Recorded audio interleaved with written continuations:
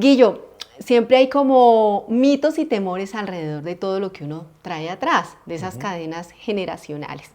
¿Cuánto de verdad y cuánto de mito hay en eso, de esas cosas que uno hereda del pasado y de su familia? Yo creo que hay todo de verdad y mucho de mito también. O sea, eso depende de uno con quien hable. Yo lo he experimentado, es decir, yo hablo desde la experiencia, no hablo desde que me vi 2 videos de TikTok viendo a alguien hablando de las cargas generacionales.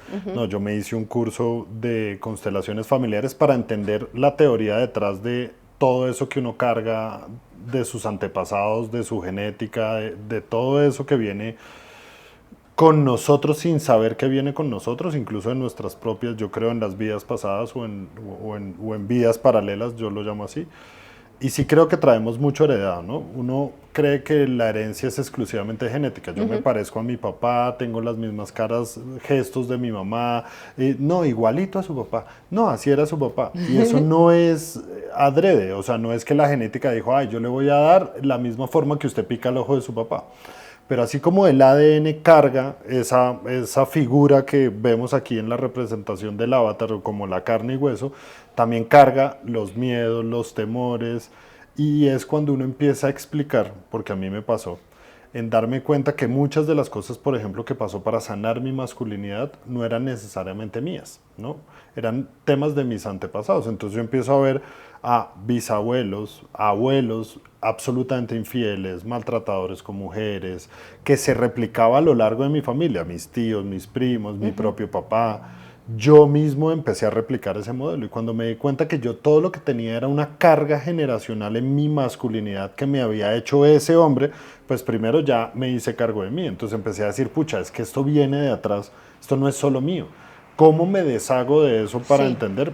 Me deshago en el presente. Yo no puedo ir a hablar con mi abuelo a decirle, oiga, ¿y usted por qué le pegaba a las mujeres? O, no, porque tuvo 17 hijos, no, tuvo más, ¿no? Pero porque tuvo 20 hijos regados por todo Colombia.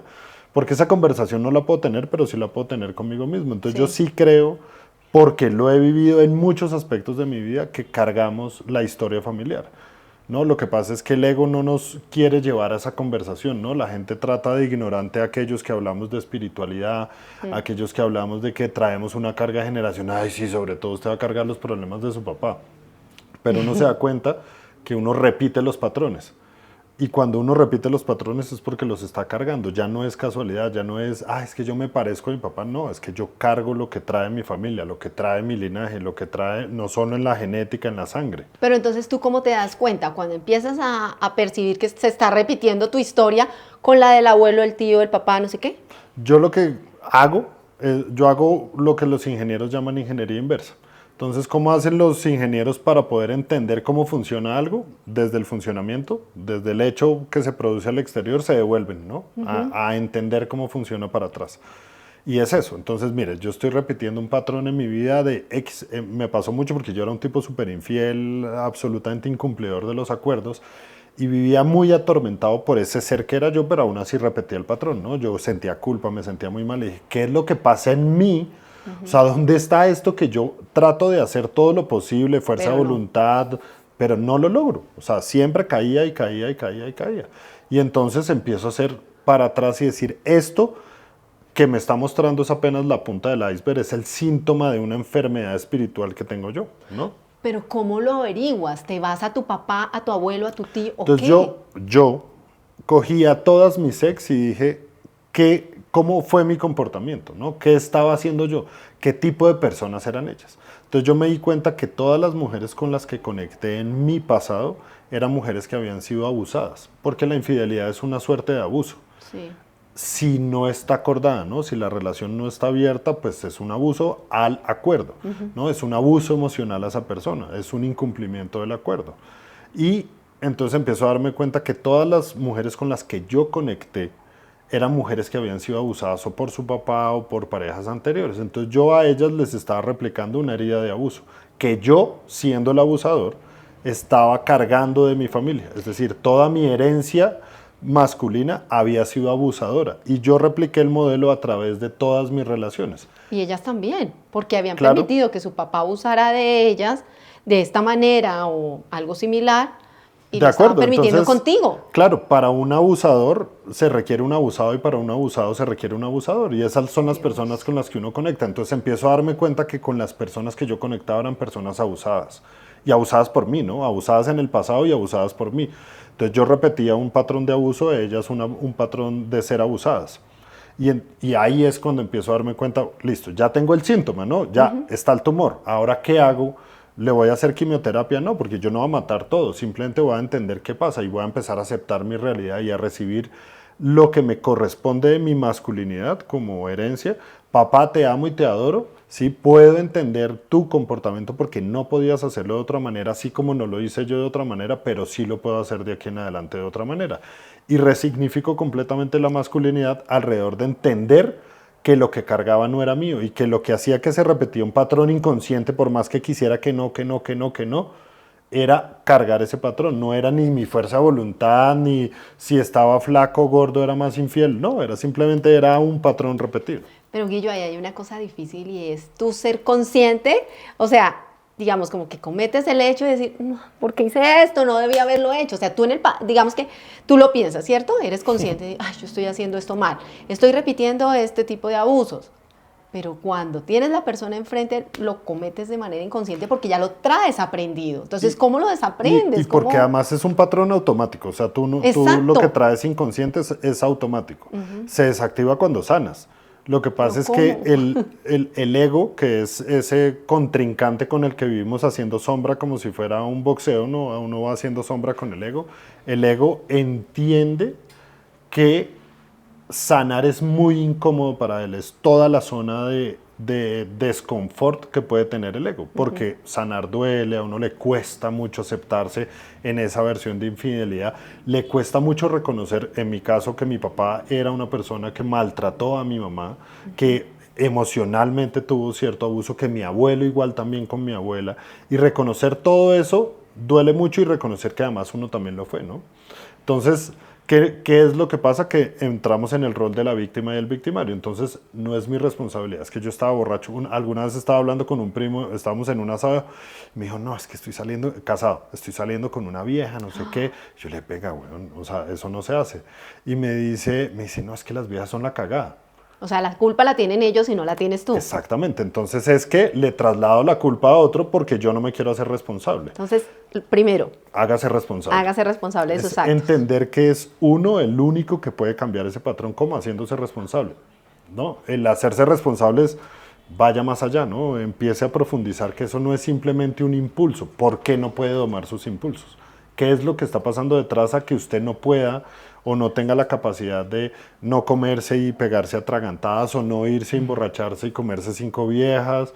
Porque al final es otra de las cosas que la segunda es hágase responsable y la primera, perdón, y la segunda es acepte su sombra, porque vivimos en eterna negación de nuestra sombra. Entonces no queremos ser malos, ¿no? Por eso las redes sociales hacen y bloquean personas que hablan de aborto. Yo hace poco subí un video de pensamientos suicidas con un alcance No te súper dejo. corto. ¿Por qué? Porque nadie Decía quiere eso. hablar de lo feo. Pero el suicidio sigue existiendo, sí. ¿Se suicidan más personas en el mundo? Sí. Pero nadie quiere hablar de eso porque qué feo. Metámoslo debajo del tapete. Y eso pasa en nuestra vida. Mejor echarle la culpa a algo o a alguien que asumir la responsabilidad porque la basura en el tapete. No se habla de Bruno, ¿no? Disney. Sí, claro. Entonces, ¿cómo desaprendemos todo eso? Ya lo reflexionamos, ya lo sabemos y tenemos el reto de desaprenderlo para nosotros no seguir heredándoselos a los demás, a Hacerse nuestros responsable, hijos. no negar la sombra. Y el tercero, aceptar. 3. Porque es aceptar la versión de todas esas personas que cargamos, por lo menos alrededor de tu pregunta y en general en todos los actos, es la aceptación trae la paz, que es todo el proceso, incluso el duelo, porque uno cuando está sanando está haciendo un duelo con uno mismo. Entonces a uno le dicen, no, usted te entra en negación, usted entra en unas etapas, y cuando llega la aceptación, que es el último paso después de la aceptación, es Sí. puede vivir su vida, ¿no? Puede continuar. Pero cuando tú hackeas el duelo y dices, yo voy a aceptar, ya fue, ya está, así fue. Fui un cabrón, sí. Soy mitad hijo de puta, mitad hijo de Dios, sí. Ese mitad hijo de puta es parte de mí, sí. todo eso que hay y esas cagadas que yo estoy negando, porque todo el que esconde al amante o el que hace algo que en teoría es catalogado como malo, lo esconde. Entonces yo todo eso que escondo también es parte de mí. Entonces eso yo hice en redes sociales, saqué a flote toda mi sombra, decirle a todo el mundo, sí, todo eso soy yo, sí, Te también liberas, es parte entonces. de mí. Pero no es solo parte de mí para negarlo, sino es parte de mí para abrazarlo y decir, ahora entiendo mi sombra, ya sé por qué me comportaba desde ahí. Entonces, irse a la responsabilidad, salir de la víctima, del victimario, estar culpando, es que no tengo trabajo porque, no sé, ya estoy viejo y no me contratan para determinadas cosas, ya no puedo ser tan ágil y hacer determinadas actividades, sino entender que al final es uno el que fabrica todos esas verdades de nuestra vida, empieza con la responsabilidad, ¿no? Es entender que somos Dios, ¿no? Por eso no creo en el pecado, creo en Dios, no creo en que haya un castigo, nada, yo creo simplemente que somos creadores de nuestra realidad, de lo que creemos bueno y de lo que creemos malo.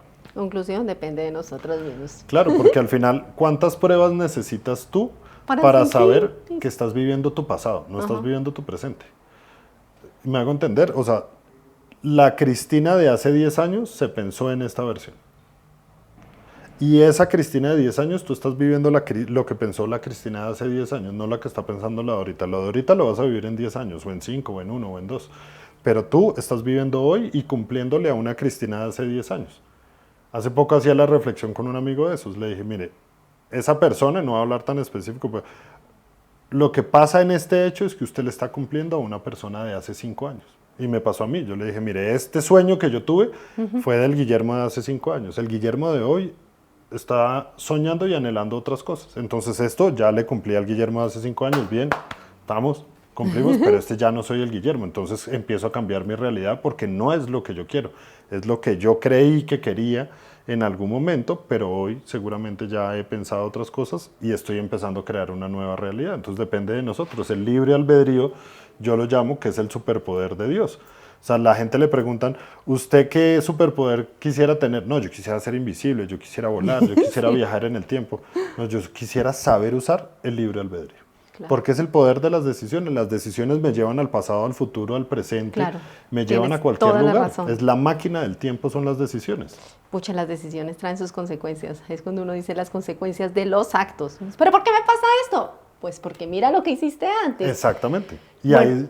Sigue. Dale, perdón, que yo te entiendo. No, y ahí es donde la gente coge culpa a Dios, culpa a otros, al jefe, al trabajador, y no entiende que ese jefe le está veniendo a enseñar algo, culpa a la pareja, no entiende que la pareja es su mayor espejo y su mayor maestro, y lo único que está haciendo es enseñarle lo que usted debe trabajar en usted, que el hermano le cae gordo y le muestra que es una persona, es que ese tipo es terrible, no, le está mostrando que lo tiene que trabajar en usted porque usted es el único que lo está viendo, no, él no lo está viendo, usted lo está viendo, él se siente bien con él mismo.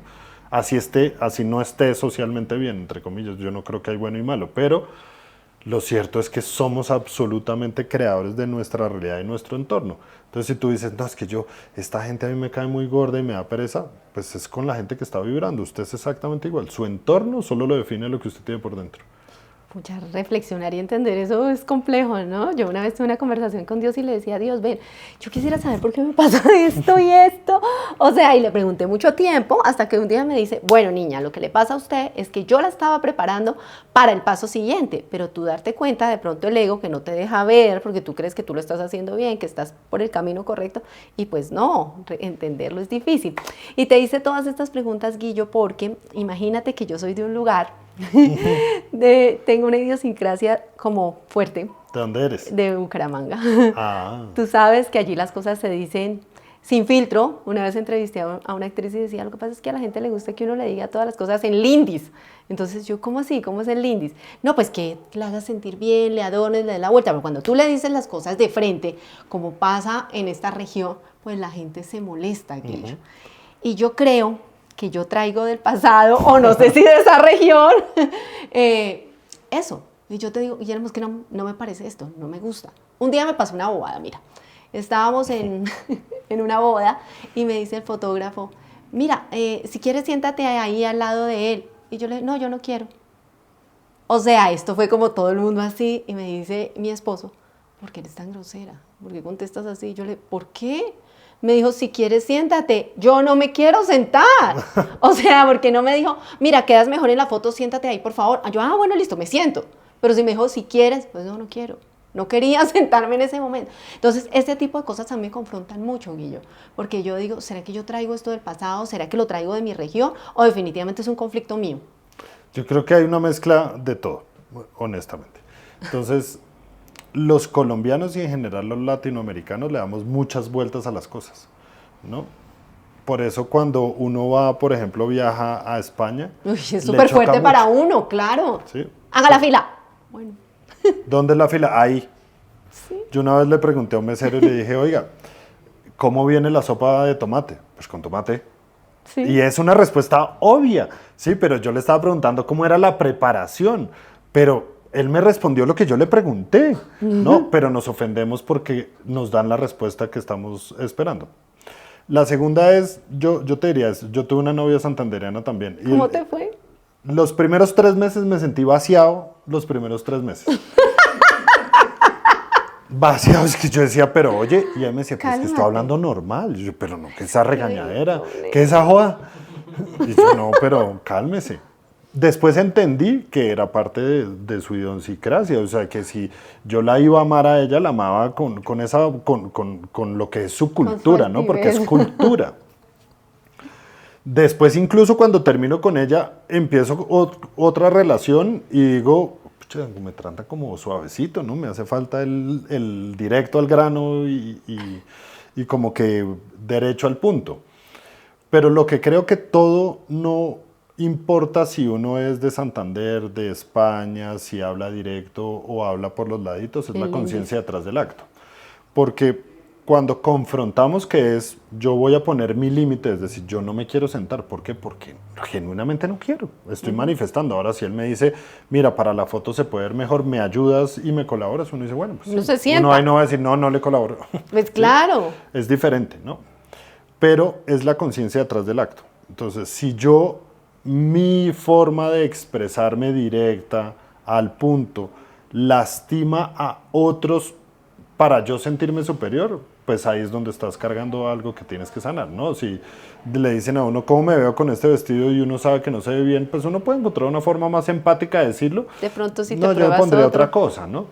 O no, de pronto, no, pues te ves como un tamal mal amarrado. Entonces es diferente, o sea, el efecto es el mismo, porque al final le estoy diciendo lo mismo, pero lo que tiene es que yo al final me estoy queriendo sentir superior cuando estoy humillando a otro, pero yo puedo ser directo y ponerte un límite y decirte, oye Cristina, la verdad es que a mí personalmente no me hace sentir bien cómo me hablas, ¿sí? Entonces a mí me gustaría que nos comunicáramos de otra manera, tal vez, no sé, un poco más cercana, más amable, o sea, ponte en mi lugar también, ¿no? Pero yo te estoy confrontando, estoy poniendo el límite, que ese límite es un acto de amor propio, ¿no? Entonces tú decir no quiero, no, el no es un acto de amor propio. Súper importante. La gente cree que uno tiene que decir que sí, no. Cuando no, es amor propio. O sea, si yo digo no, es porque estoy poniendo un límite en lo que a mí no quiero que pase ese límite. Pero si ese no, vuelvo y digo, es para dañar a otros, pues ya mi límite está tocando el límite de otro y ahí es donde mi ego lo que está haciendo es queriendo dañar a otras personas. Entonces yo lo que te digo es, más allá de cuestionarse si estás cargando algo, si estás bien o mal, es la conciencia detrás del acto. ¿Para qué estoy poniendo este límite? ¿Para qué estoy siendo directa? No ¿por qué? Porque el por qué estoy emputada, pues porque me preguntó, pues porque la sopa venía con tomate, ¿sí? Porque pues me hizo sentir un imbécil. ¿Cómo Claro. viene la sopa de tomate? Pues con tomate. Pues sí, huevón, obvio. Si no le hubiera preguntado por la sopa de zapallo. Pero me hizo sentir imbécil, pero pues ya eso no es rollo de él, es rollo mío. Pero pues, ¿qué necesidad? Le hubiera podido decir, no, pues evidentemente con tomate, pero la preparan así, así, así, ¿no? Eso es un poco que carga él a la hora de decirlo. Y es importante que te des cuenta es qué estás cargando tú para dar las respuestas. Porque yo este ejemplo se lo pongo mucho a la gente. También. Vas caminando por la calle Sí, con tu vaso y en ese vaso tienes café. Si te tropiezan, ¿qué se riega? Del vaso, ¿no? Sí. Café, que es lo que traes. Obvio. Si llevaras agua, se lleva agua.